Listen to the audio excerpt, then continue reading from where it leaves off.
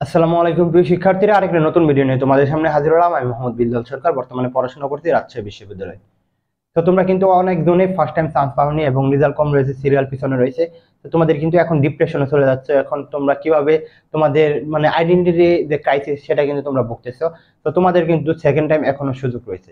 যেহেতু আমি second time ছিলাম, তো তোমাদের কিন্তু সেকেন্ড টাইম বিষয়ে মোটামুটি আমি একটু ভালো জানি। যেহেতু ফার্স্ট টাইম আমি চান্স পাইনি, তো তোমাদের কষ্টটা কিরকম হচ্ছে বা তোমাদের কিরকম লাগতেছে ভাই আমি একটু হলেও বুঝি।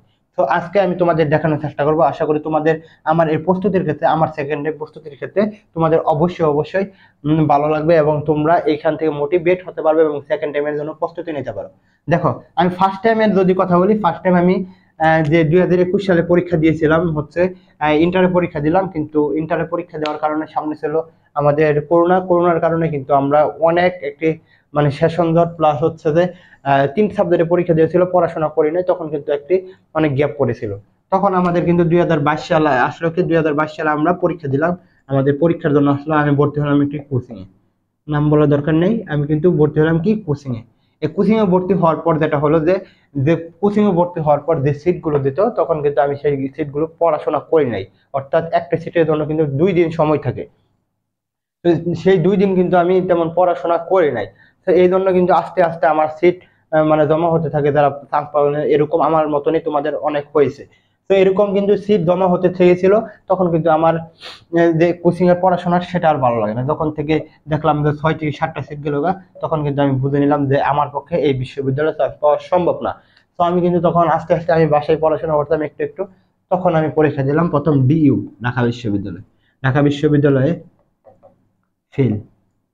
রাজশাহী বিশ্ববিদ্যালয় সিরিয়াল 5000+, গুচ্ছ জিএসটি বলতে চাচ্ছি না, ফেল।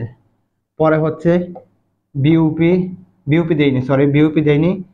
3টায় দিয়েছিলাম, পরে জাহাঙ্গীরনগর দেওয়া হয়নি এবং চট্টগ্রাম বিশ্ববিদ্যালয় দেওয়া হয়নি। যদিও আবেদন মানে তুলেছিলাম, ফর্ম তুলেছিলাম, কিন্তু আমি পরীক্ষা কিভাবে দেবো? আমি যেখানে রাজশাহীতে লিখতে পারছি না, যেখানে গুচ্ছের হয়ে লিখতে পারছি না, সেখানে তো আমি ওইখানে কিভাবে দেখবো? এই জন্য আর পরীক্ষা দেয়নি। তখন কিন্তু আমার ডিপ্রেশন কাজ করা শুরু করলো, কালো অধ্যায় শুরু হলো আমার জীবনে। অর্থাৎ আমি দেখতে পারলাম যে আমার পরিবার থেকে যে সাপোর্টটা দিয়েছিল সেই সাপোর্টটা কমে গেল। আবার এবং সবচেয়ে বেশি দেখলাম যে সমাজের যে একটি কালো ছায়া, কালো যে থাবা, এখন কিন্তু তোমরা এটা ফিল করবে, এখন দেখতে পারবে। এ এত শহরে পড়াশোনা করলে কি হলো, এত এত রেজাল্ট ভালো কি হলো, এরকম কিন্তু তোমাদের সামনে সময় আসবে, এরকম কথা তোমাদের সামনে আসবে। এগুলোকে তোমাদের মাথায় নিতে হবে। অর্থাৎ সেকেন্ড টাইম চান্স পেতে হলে এগুলো কথাকে তোমাদের মাথায় নিয়ে এগুলো জিতকে শক্তিতে রূপান্তর করতে হবে। তাহলে তোমাকে সেকেন্ড টাইম চান্স পাওয়া তোমার পক্ষে সম্ভব। আদারওয়াইজ তোমার পক্ষে সেকেন্ড টাইম চান্স পাওয়া কখনোই সম্ভব না। তো তোমাকে এইগুলো কিন্তু কথা শুনতে হবে। তো তোমাদের যেহেতু ফার্স্ট টাইম পরীক্ষা হয়ে গেছিল, অনেকজনের চান্স পাওনি বা সিরিয়াল অনেক জন্য আসবে না। তো তোমাদের যেটা করতে হবে, এখন তোমাদের ফিক্সড করতে হবে। যেহেতু আমাদের এখন সময় রয়েছে প্রায় 8 থেকে 9 মাস, এখন অনেক দিনে বলবে ফার্স্ট টাইমের মতো অনেক অলসতা, এখন তো সময় অনেক রয়েছে, একটু জিরিয়ে নিন, একটু 2-3 মাস জিরিয়ে নিন। যারা ফার্স্ট টাইম পরীক্ষা দিবে সামনে জুন মাসে, পরীক্ষা 30 তারিখ, তো তখন আমরা প্রিপারেশন নিব না। এরকম যে করবে সে কিন্তু তার লক্ষ্য থেকে বিচ্যুত হয়ে যাবে। সেকেন্ড টাইম কি থার্ড টাইম তার পক্ষে চান্স পাওয়া সম্ভব না। 2 নাম্বার যেটা কথা বলবো, এই অলসতা কিন্তু দূর করতে হবে। অলসতা কিন্তু অবশ্যই দূর করতে হবে। 2 নাম্বার যেটা করতে হবে, এখন থেকে আমি তোমাকে বলতেছি না এরকম একটা চার্ট দিলাম, তোমাকে এখন থেকে এতটুকু, পরে এতটুকু, পরে এতটুকু, পরে লাস্টে গিয়ে একটি মানে এত দৌড় দিবে যে আমরা যে গাড়ি দেখি, গাড়ি আস্তে আস্তে বাড়তে থাকে। তো তোমাকে সেকেন্ড টাইম কিন্তু এখন আস্তে আস্তে তোমার প্রিপারেশনটা নিতে হবে।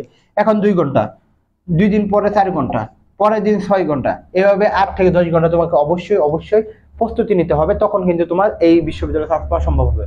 তো আমিও কিন্তু এই স্ট্র্যাটেজি ফলো করে কিন্তু আমি সেকেন্ড টাইম রাজশাহী বিশ্ববিদ্যালয়ে চান্স পেলাম। গুচ্ছের মধ্যে ভালো স্কোর ছিল।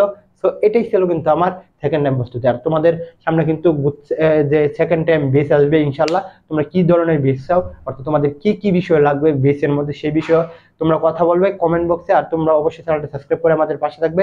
প্রশ্ন থাকলে দেখবে কমেন্ট বক্সে, ফেসবুক পেজে লিংক, সেখানে গিয়ে করতে পারবে। আর একটি কথা বলি, তোমরা অনেক জনের মেসেজ করতেছো, হয়তো আমি এতটির উত্তর দিতে পারতেছি না, কিন্তু তোমরা অবশ্যই উত্তর পাবে 1 দিন বা 2 দিন দেরি করে। কারণ প্রতিদিন প্রতি 1 মিনিটে 5 থেকে 6টা আসতেছে, কমেন্ট আসতেছে। তো এটা আমাদের জন্য ভালো, শুভকামনা তোমাদের জন্য। আর অবশ্যই আমাদের সাথে যদি থাকো, ইনশাল্লাহ সেকেন্ড টাইম তোমাদের নিয়ে আমরা কাজ করবো। আসসালামু আলাইকুম।